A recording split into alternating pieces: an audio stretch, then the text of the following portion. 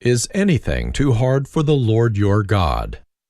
I faced my first serious test of faith at the end of my first year of Bible college. Each summer I had to look for a job to raise money for my next year in Bible college. I had managed a summer job with the Department of Highways the year before. I was not called again the second summer. My pseudo-holiness, such as is often displayed by many new converts, may have gotten on the nerves of my fellow workers. Somebody once asked me, "Doesn't all that cursing bother you?" I replied, "I could teach them." Maybe they didn't like my jokes.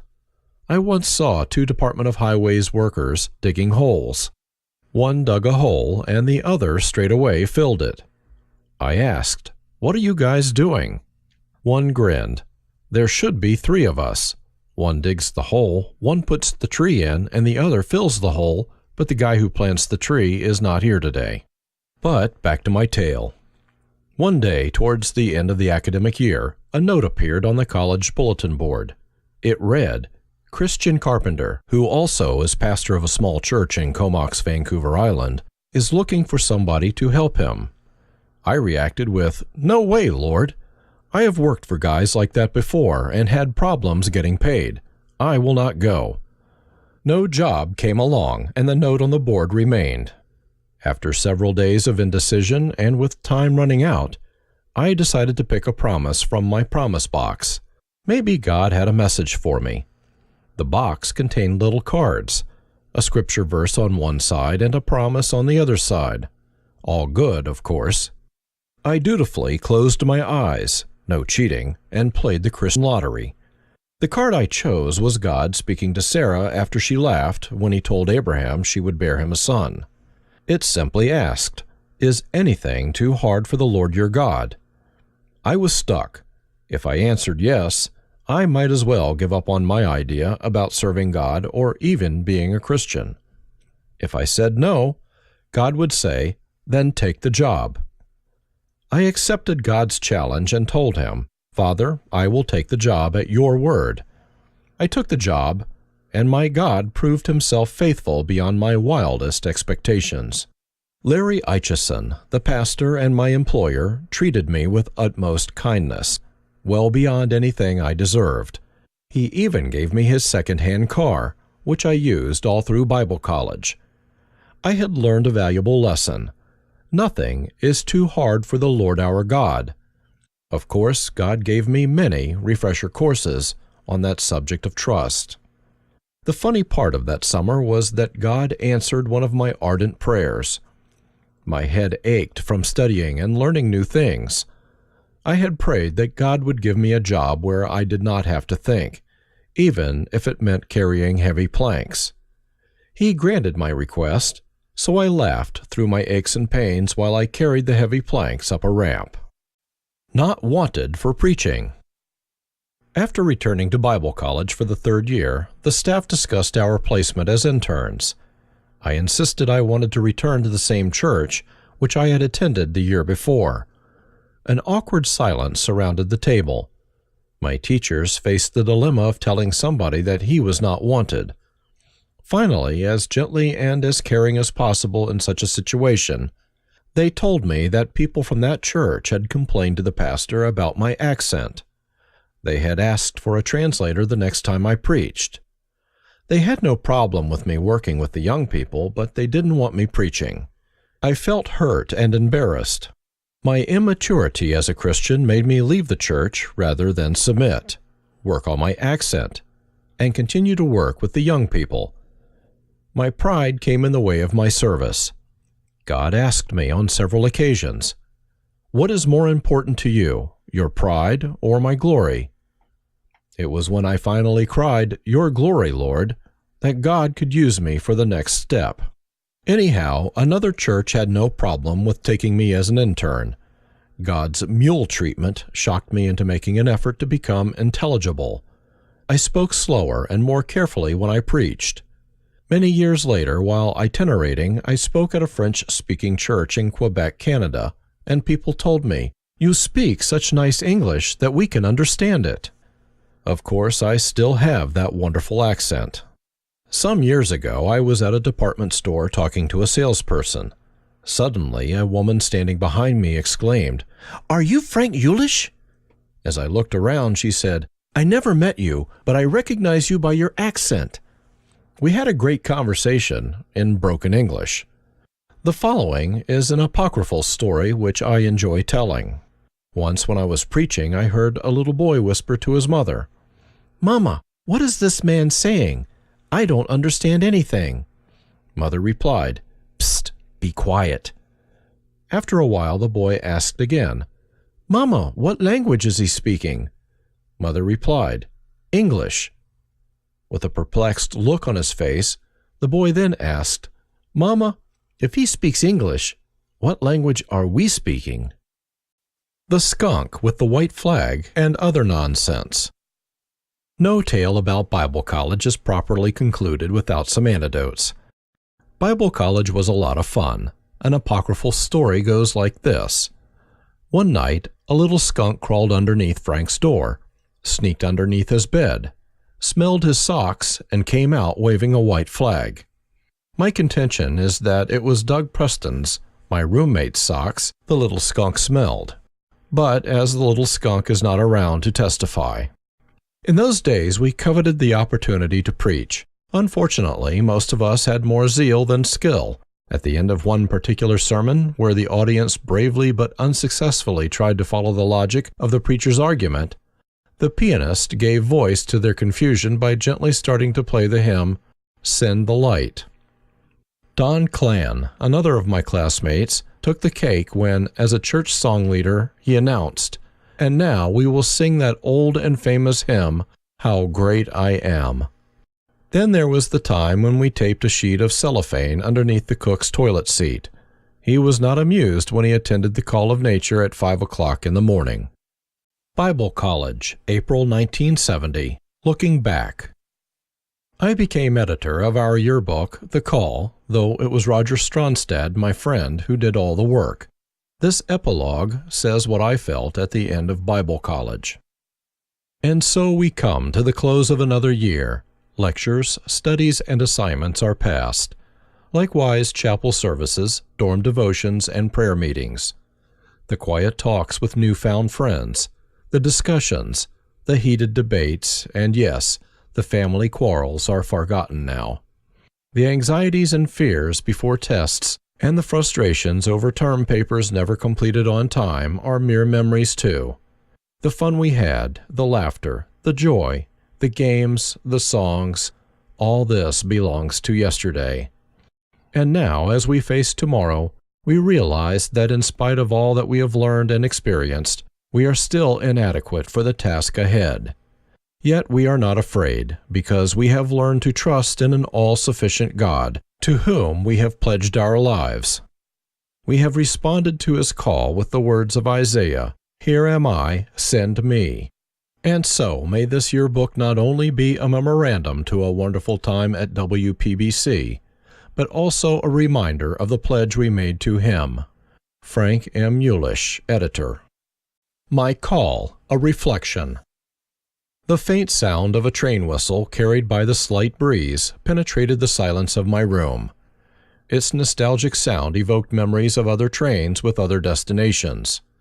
How often, I mused, had I sat by day or by night, or through both in an overcrowded train compartment, often in the aisle on my suitcase or on the floor, or standing through endless hours, leaning against the vibrating wall of the train bogie, numb with weariness. I sometimes wondered to what purpose. I knew that the Bible translation demanded it. The care of the kids demanded it, as did a host of other necessary activities. The sound of the train whistle also reminded me that I am but a wanderer, without fixed address and without a fixed home. Though my heart aches for it, India, by the decree of that country's government, is not my home, and by the decree of my heart, neither is Germany nor Canada. The call of God has decreed that I be but a stranger, a wanderer, wherever I dwell. It also decrees that I make a home for others, for kids who dwell in shacks and shanties in utter misery, without hope of ever escaping the despair of those places or even dreaming of the possibility of advancement. God's call decrees that I make a home for 1,000+ kids. I am called to be a merchant of hope, to put smiles on their faces and laughter in their hearts, to hear them say, "I want to be a nurse or a teacher or a doctor or a pastor or something else." Without God, they could never dream about such goals. Chapter 3. To translate or not to translate. Thy will be done. Sometime during my 5th and final year at Bible college, I met a young lady who was with the Wycliffe Bible translators in the Philippines. My interest was aroused, and Wycliffe. Since I had taken Greek and Hebrew during my years at Bible college, I thought Bible translation might be something I would like to do. The mission field beckoned. Yet many unexpected hurdles still lay before me ere I reached that mysterious place called the mission field, where brave men and women fearlessly strode through danger-packed wilderness, hobnobbing with tigers, riding on elephants, and were hugged by boas or anacondas. It amazes me that even now, when the world is practically an open book, people still have romantic notions about the mission field and the work of the missionaries. I believe that to agonize over what God's will is for the rest of our lives is rather presumptuous. There simply is no way of finding out. The most we can say is that we want to serve God. Then, using common sense, we set out to do that for which we have an aptitude or are qualified and which we enjoy. I often wonder if it isn't the experiences we have with God and the marvelous way He cares for us, loves us, and helps us in the midst of great struggles, which is more important than what we actually accomplish. The things we do are but the props, the stage upon which God can act and display His grace and faithfulness. Surely such an approach to the will of God for our lives permits anybody, in any employment, in any occupation, and in any position to become a sign, a portent for God. For to be such is the will of God for our lives. I follow my heart in serving God. I have no ulterior motives in serving Him, so I can afford to choose to serve God in a way that is compatible with my personality, likes, dislikes, and abilities. I joined Wycliffe because it seemed to offer me the kind of environment which was suited to my temperament, disposition, and my liking. I followed the promptings of my heart, a heart set on serving God. To dream of becoming a musician or an accountant for God was just not rational, as neither appealed to me. I always tell people that the only singer in our family was the sewing machine, and as far as money is concerned, I believe that God loves a cheerful spender. I must have read that in a Sears catalog. Certainly it is not in the Bible. I also chose other avenues of service rather than becoming a pastor or evangelist, vocations for which my temperament I felt not suited for. Furthermore, I try to do His will in the multitude of small things which our daily lives employ, and believe that He will show me His will in bigger matters when the time comes. At college, it puzzled me to no end to see my fellow students agonizing over God's will when they did not think it was His will to close the door of the classroom to prevent me from getting pneumonia. The list of such little God's will is endless, and endlessly disregarded. I could not help but believe that many had no intention of doing God's will when it involved work or something unpleasant. They wanted God's blessings on their will, like, "Lord, I will marry anybody, but make it merry." There is a cute story about a, quote, man of God, unquote, sitting in a bus between two women. One was plain and the other beautiful. As the bus swayed and bounced, so did the passengers. Whenever he bounced towards the plain woman, he prayed, "Lead me not into temptation." When he bounced towards the beautiful woman, he prayed, "Thy will be done." As I had no ulterior motive in serving Him, it didn't matter what it would be. But by nature, disposition, and inclination, though not by intelligence, I leaned towards working as a Bible translator. I have no difficulties in following the leading of my heart in the matter of serving God, as my heart is bent on doing His will. But I believe there is also a psychological factor involved in making up your mind quickly or slowly. My older brothers dared not make a mistake because my father would be quick to disapprove. Sometimes the criticism would be painful. Therefore, before they made a decision, they mulled it over for a long time. I, on the other hand, as the youngest, could do no wrong. The argument in my favor was, he is small. That my brothers were also small at the time was conveniently forgotten, and I was not going to remind my father of that. Whatever the case may be, God's will for my life, or even for a given situation, never posed difficulty for me, even though I do not always enjoy the content of that will. I have seen another evil under the sun. People decide and act upon what they perceive as God's will. Then, suddenly, everything goes wrong that can go wrong. They sit there crying, and I have been there, and believe that they misunderstood what God wanted from them. They return to wherever they came from and feel peace. Let us remember, Israel only faced the giants when they moved forward into Canaan. They saw no giants after they turned their backs away from the land God had promised them. We delude ourselves when we believe that Satan will let us pass unhindered and unchallenged into his territory. We also delude ourselves when we believe that God will not test our resolve when we sing, "Here am I, send me." This doesn't just happen on the foreign mission field. I'm beginning to hate that phrase. The mission field is wherever we want to serve, and that includes raising a godly family. Lord of all pots and pans and things, since I've no time to be a saint by doing lovely things, or watching late with Thee, or dreaming in the dawn light, or storming heaven's gates, make me a saint by making meals and washing up the plates. Towards the end of my senior year at Bible college, I applied to join Wycliffe Bible Translators and was thrilled when they invited me to attend their Summer Institute of Linguistics at the University of Washington, Seattle, USA.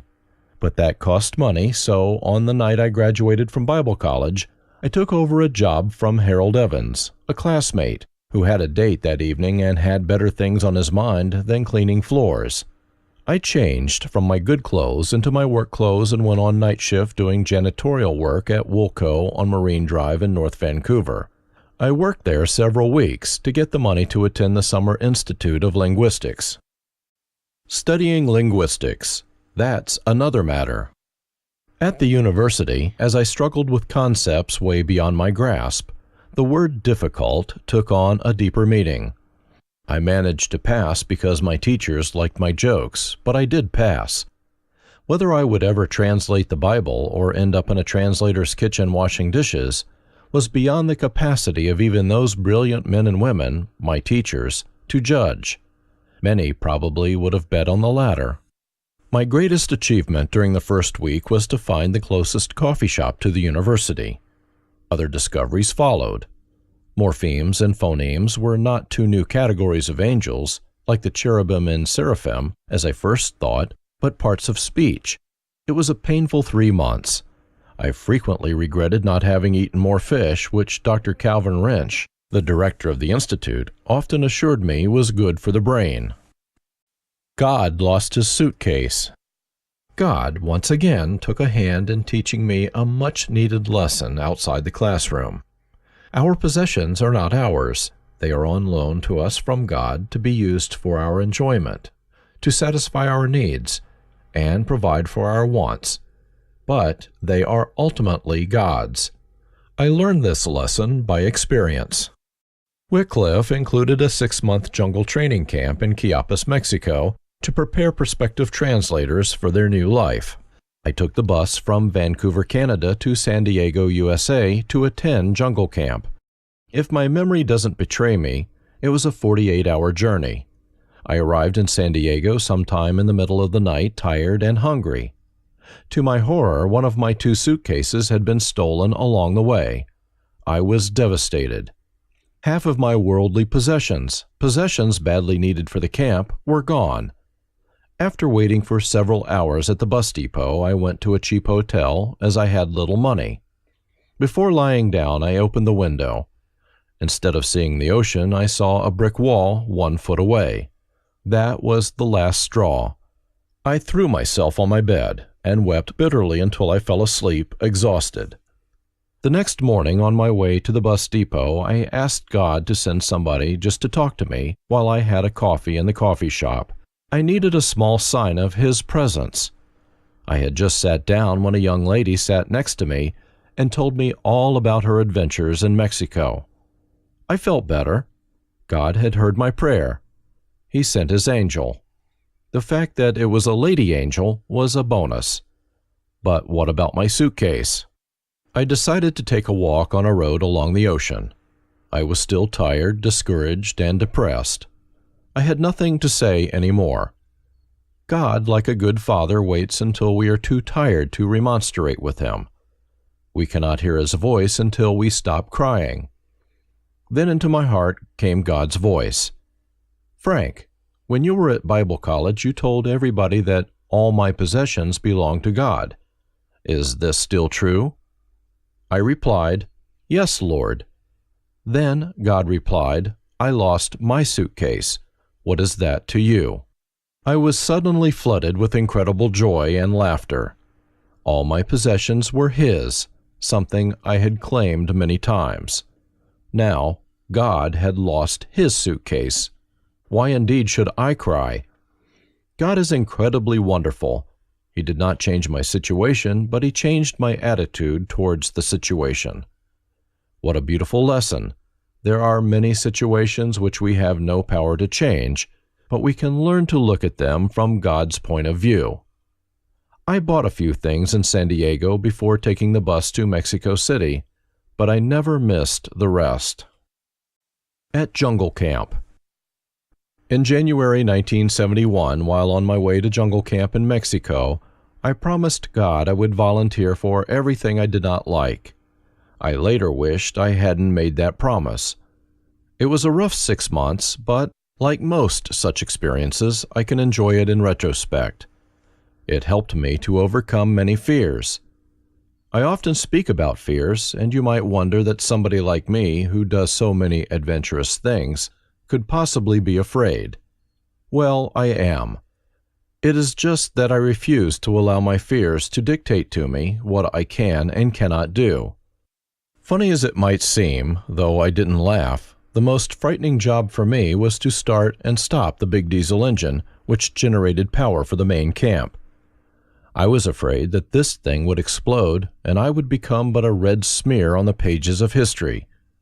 People tell me that diesel engines are the most harmless things in the world. Well, so are frogs, but some old friends from Bible college saw Brother Howells, the Dean of Men, standing on the office table because somebody had placed a frog in his office. He did not come down until the dangerous creature had been removed. Now, what can be more harmless than a frog? Well, you should have asked Brother Howells. If I had been asked to design a heraldic bearing for my house during the first month, it would have been a roll of toilet paper and a set of diarrhea pills. It was awful. Bacillary dysentery almost claimed me another time in Nepal. Peter Granger and another person had to walk out of the jungle to call for a helicopter. A story. 4 people are arguing about the fastest thing in the world. The first one claimed it to be to think. He shored up his argument with, "Just think, you think and it happens." The other, a doctor, disagreed. "Blink is faster. You blink and you don't even know you blinked." The third one, an electrician, claimed it to be electricity. You push this button and 5 kilometers away, the light goes on simultaneously. The fourth one was a retired missionary. He said, "You guys don't know what you're talking about. It is dysentery." Everybody laughed. He continued, "The other night I got a stomach cramp. Before I could think, blink, or switch on the light." I agree. The highlight of the camp was a 100-kilometer hike to an old Aztec temple that had probably seen more Westerners than Aztecs had seen Spaniards.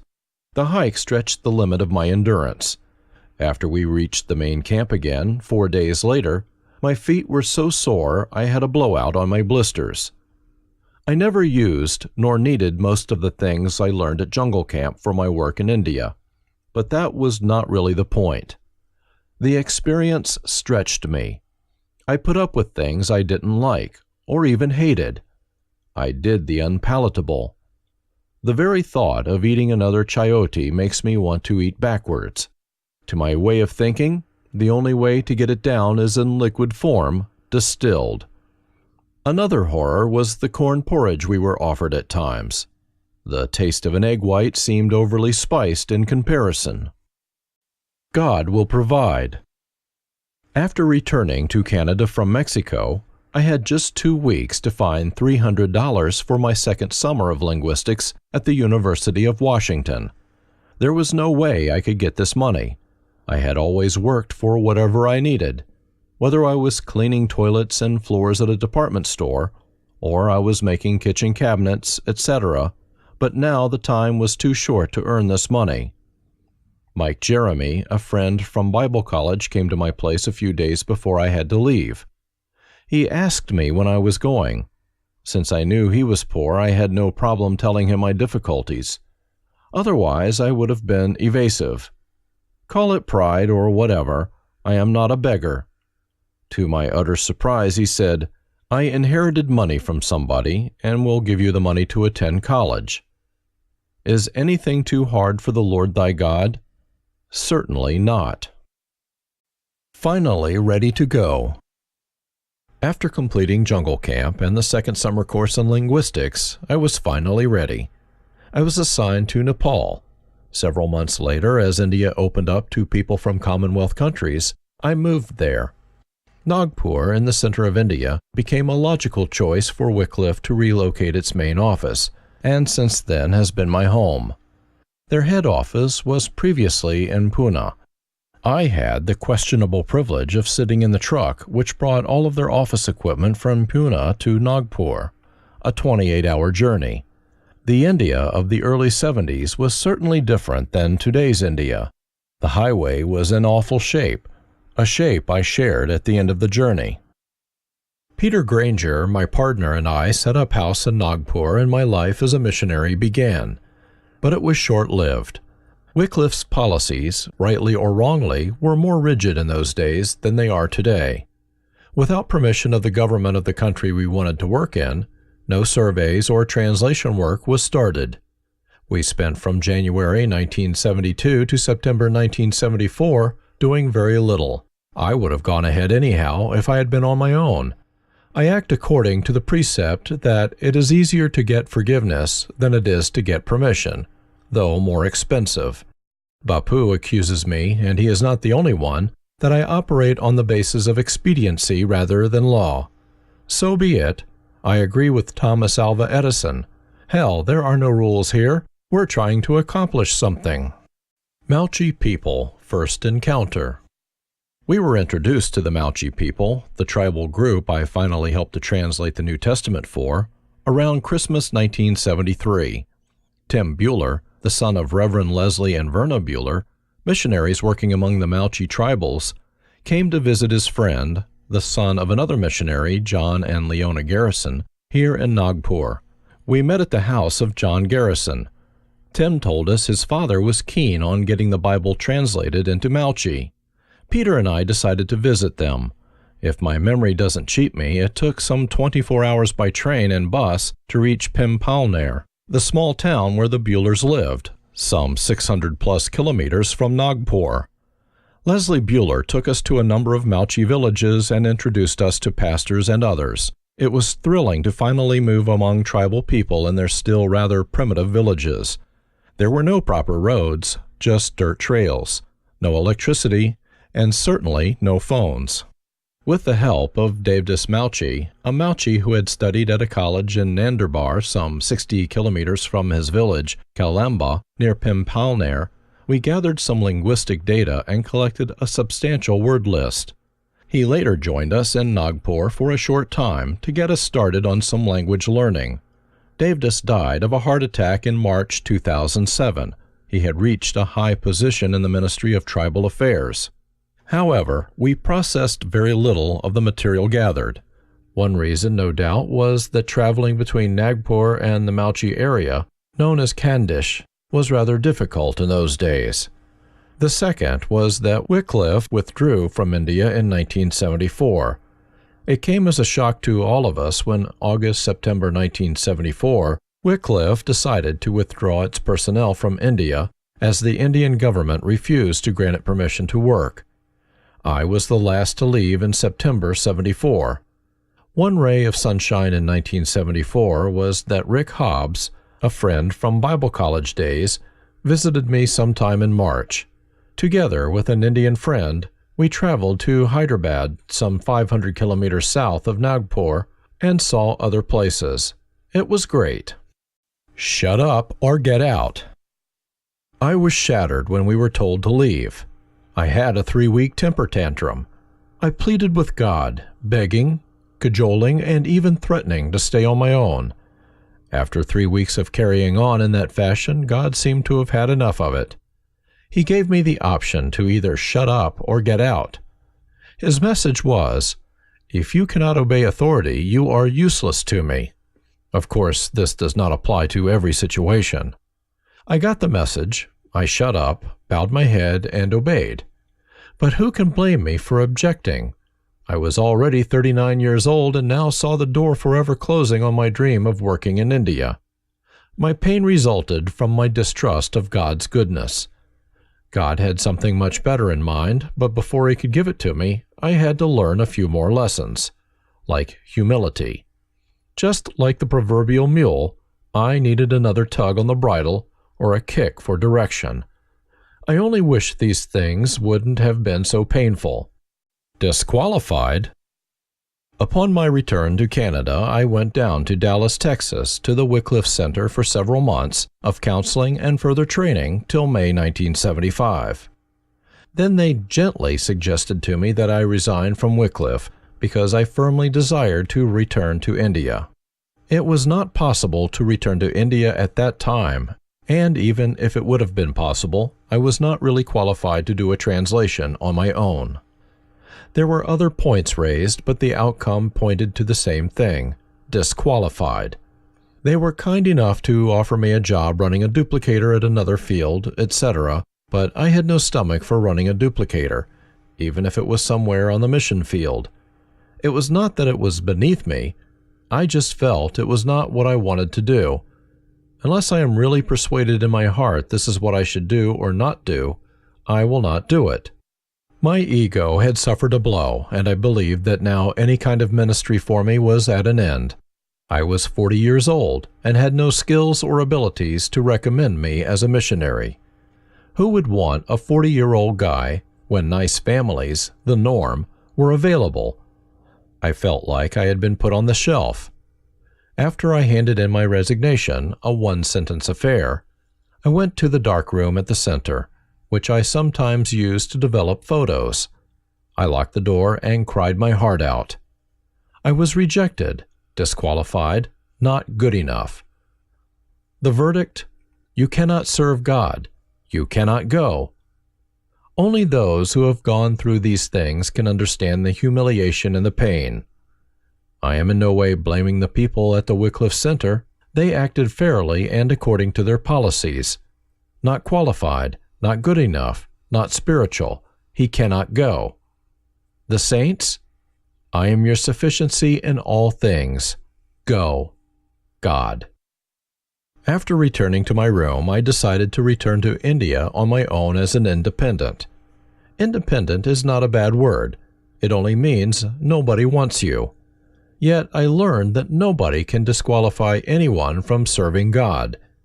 People can throw us out of their organizations, bar us from their clubs or churches, but nobody can disqualify us from serving God.